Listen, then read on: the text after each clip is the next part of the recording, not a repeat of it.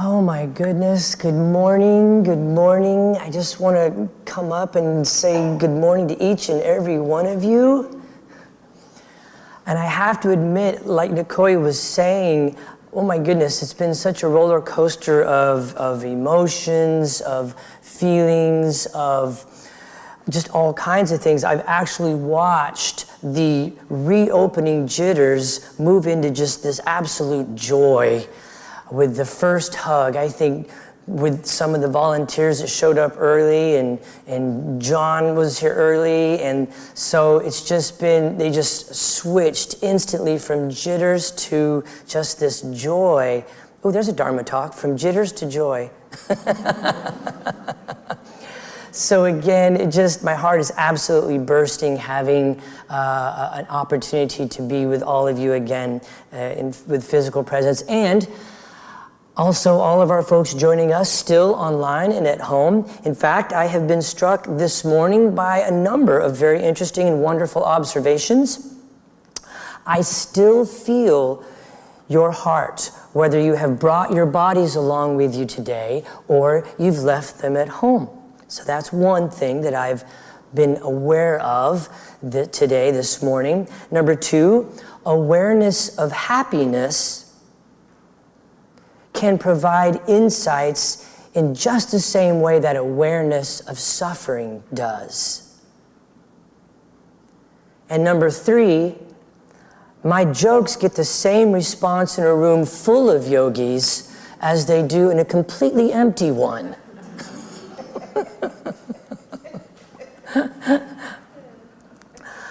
So for over 24 years, can you believe it? For over 24 years, Temple Buddhist Center we have worked together, mostly on bringing mindfulness to dukkha. And for those of you that this term might be new, dukkha is the first noble truth of the Four Noble Truths. Dukkha is, in the Pali language, this idea that life has an unsatisfactoriness to it. Oftentimes you hear life is suffering. And the second noble truth is that this is due to craving and aversion. We crave all of the wonderful sense pleasures, everything mental, physical, spiritual, emotional, everything that feels good, and we're constantly avoiding the pain. The mental, physical, spiritual, emotional pains and difficulties. So we spend each and every day doing this nonstop. And the third noble truth is that there is a way out of this suffering, and that is the fourth noble truth, or the prescription, and that is following the Noble Eightfold Path. And so in working with this, in working with suffering, the Buddha only taught one thing, the nature of suffering. And so as we are present with suffering, we learn to discern the difference between pain and suffering. It's one of the big insights and big opportunities to really deepen and expand our practice. Pain is a natural part of the human experience. Suffering is completely optional. Hence our little sign as you're walking in the door, welcome to Temple Buddhist Center, more happiness and less suffering, one breath at a time. One of my teachers used to say, have a great day unless you've got other plans.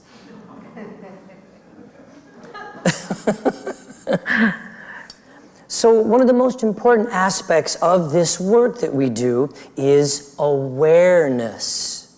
My teacher used to say, awareness unties every knot we have. And so, as the great Zen master put it in his response to the question, Master, what are the keys to happiness? And he responded, there are 3 keys to happiness. Number 1, pay attention. Number 2, pay attention. Number 3, say it with me, pay attention. Yes. And so it's easy to pay attention when there's suffering, right? Because nothing gets our attention more than stress, anger, fear, pain, disappointment, all of these things really command our full, unfocused attention because they're loud and they hurt. But where does this attention, where does this awareness go when everything's peachy?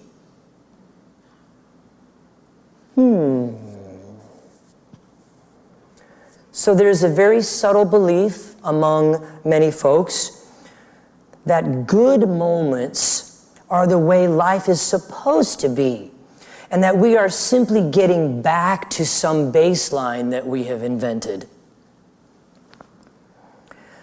But do you see the trap in that? You see, our practice is not about just feeling better, it's about waking up. And so there are many other very subtle aversions to bringing awareness to Sukha.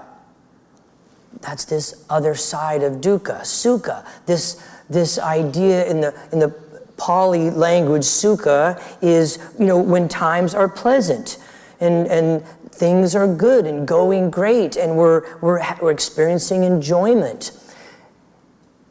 What I'm suggesting is that our awareness, which is so often focused, and yes, we do talk about it a lot, is so focused on our challenges and our difficulties and our trials and our tribulations. And then when things are good, we rest. Okay, done. I don't need to practice. I'm there. Because we're just trying to feel better. But there is so much more. So some of these other subtle types of aversion, these subtle little areas that are often difficult to notice because they are kind of hidden in many ways are, for example, if you were to bring awareness to moments of enjoyment, I might jinx it. I don't want to jinx it. I don't want to mess this up. Or I might like it a lot. And so maybe I'm cultivating clinging. Maybe I'm cultivating, an addiction to love, joy, fun, and happiness. Fear of flaunting our happiness. There was a term when I taught for 22 years, as many of you know, and there was a term that went through the educational system called crabbing. Crabbing. You put a little crab in a bucket and they will miraculously somehow get out. But if you put 20 of them in there, they'll all keep pulling each other down trying to get out. And so there's this subtle, maybe even unconscious idea that I'm flaunting my happiness and my joy and my enjoyment, my sukha, or that by putting it out there, someone will take it from me. There's even guilt, because who am I to be happy during times of such disease and poverty and social unrest and injustice? There are people that don't feel that, they're allowed to have this right now because of so much going on. And of course, there are also folks that truly on some level, and again, many of these may not be very prominently conscious, but there are many who don't feel they deserve this happiness. It's much more prevalent than you think, and it's in degrees. It can be very light, very subtle. I recently had an experience with my mother. Many of you know that she is elderly and is suffering from dementia, and I'm actually in the process of moving her into a nursing home. But here's what's fascinating. For almost 2.5 years, I had been pleading and begging with my mother to move to an assisted living facility.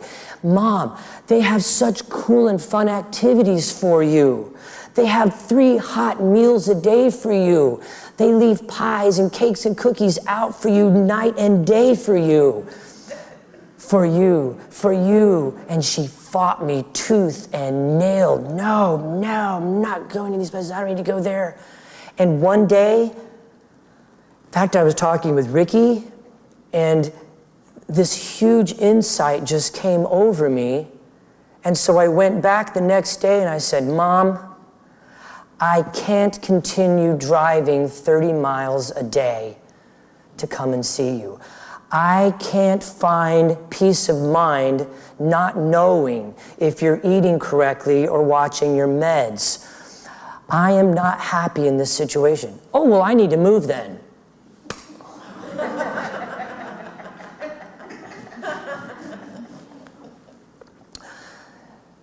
The amazing thing is, on some level, I truly believe that she felt or is coming from this place of not deserving all of this stuff, all these things that I kept heaping upon her. And in my own blindness, my own inability to see, because I'm the son, I know what's best for Mom, I have this situation in control. In my own controlness, I couldn't meet her where she was at. She needed this to be okay for me, not her. So when we made that switch, she started packing boxes. I'm like, Mom, you're going too fast. And now all of her food, all of her meds, everything's packed. And now when she needs something, we have to unpack boxes to find it. She's raring to go. She'd be walking there right now if she could. It's amazing when we get still, when we bring presence to what's going on and what we're experiencing and where we're coming from, how we can meet the world where it is instead of trying to meet it where we're at.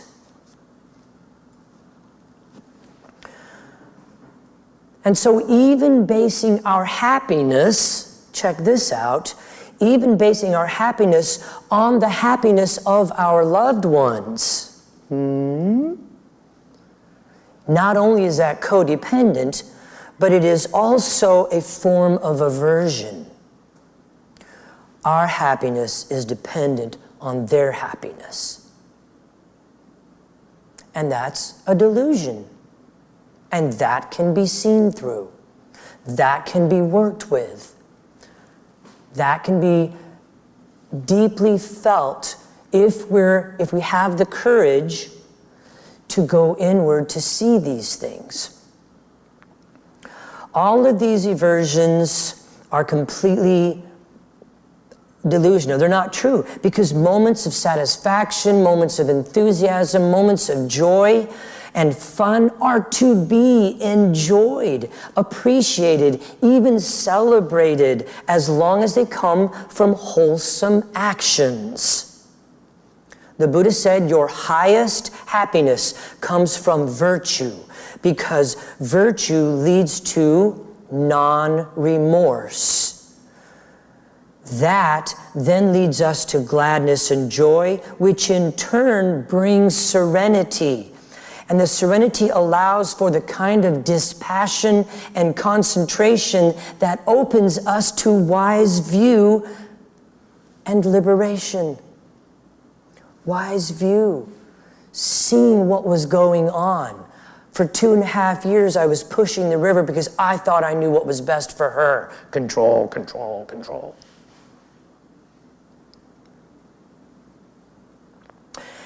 In his book, Dancing with Life, Philip Moffat mentions 3 kinds of happiness. The first happiness is the happiness that arises when conditions in your life are what you desire them to be.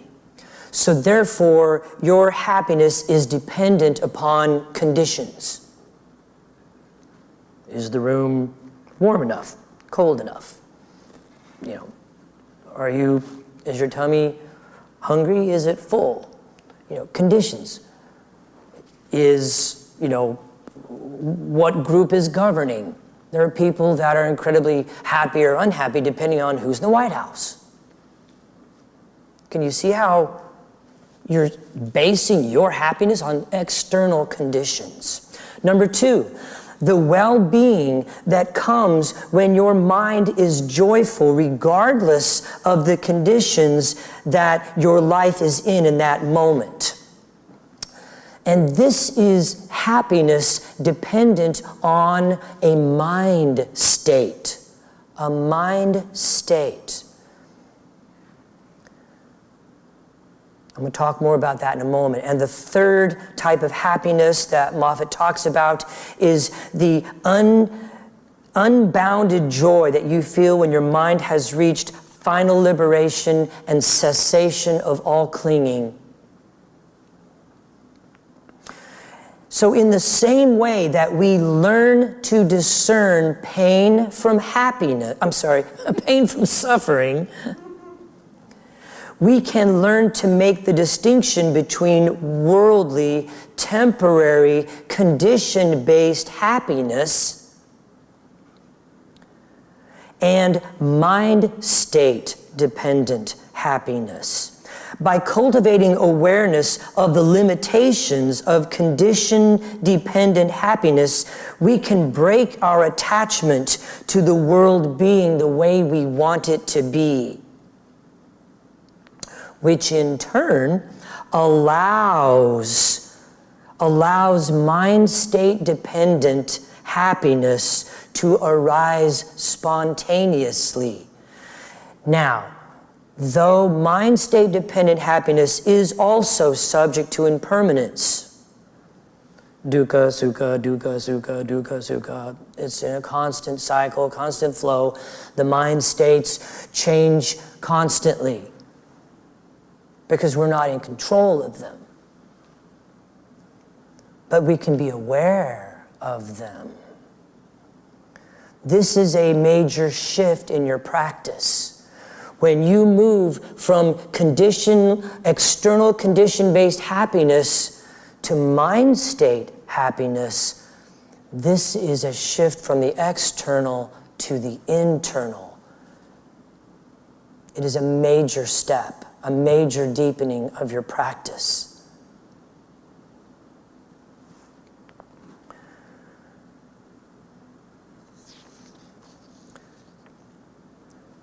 This is where courage comes into play. When we armor our hearts against pain, we also dampen our joy.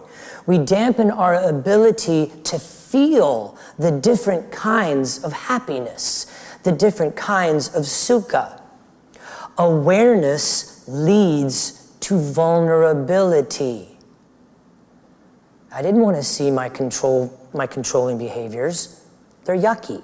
They don't feel good. And the fact that I've been bludgeoning mom with him for 2.5 years doesn't feel any better. Awareness leads to vulnerability.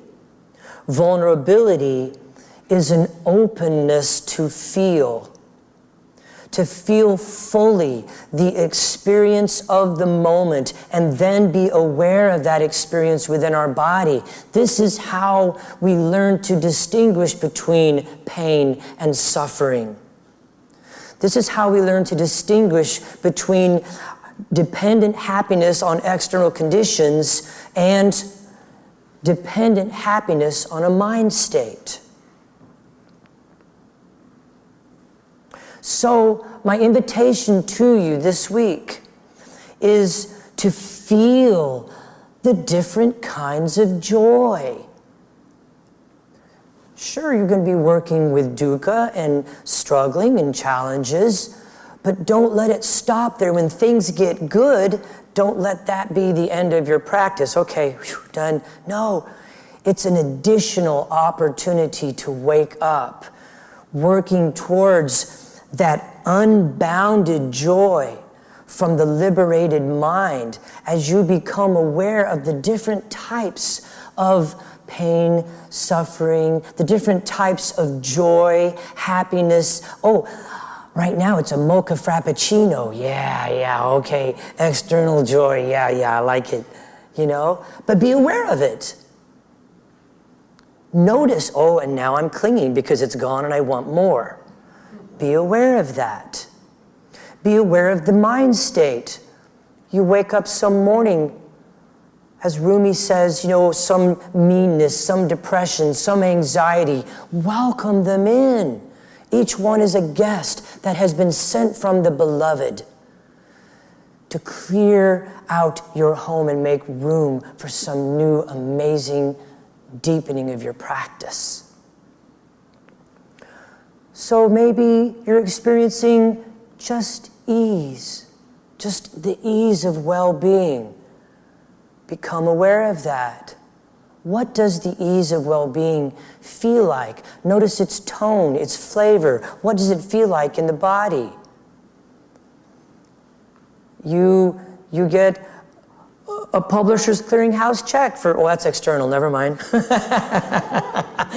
You wake up and maybe it's a little stormy outside and you don't have anything to do today and you just feel this joy of maybe being in your pajamas at home.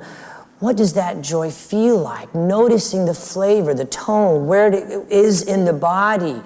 It is this awareness that we constantly come back to and helps us to put space around whatever has arisen in this moment.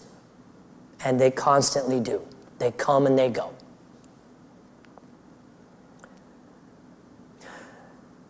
So feeling the different kinds of joys, even if they're momentary, that arise within you, receive the fullness of well-being with the same clarity that you all so often bring to the challenges and the difficulties in your life and in your practice.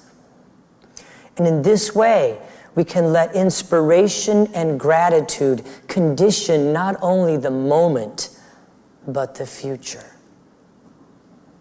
And so I want to close with this poem by Hermann Hesse. As long as you chase happiness, you are not ready to be happy, even if you owned everything. As long as you lament a loss, run after prizes in a restless race, you have not yet known peace. But when you have moved beyond desire, become a stranger to your goals and longings, and call no longer on happiness by name, then your heart rises calmly above the ebb and flow of action, and peace has finally reached your soul.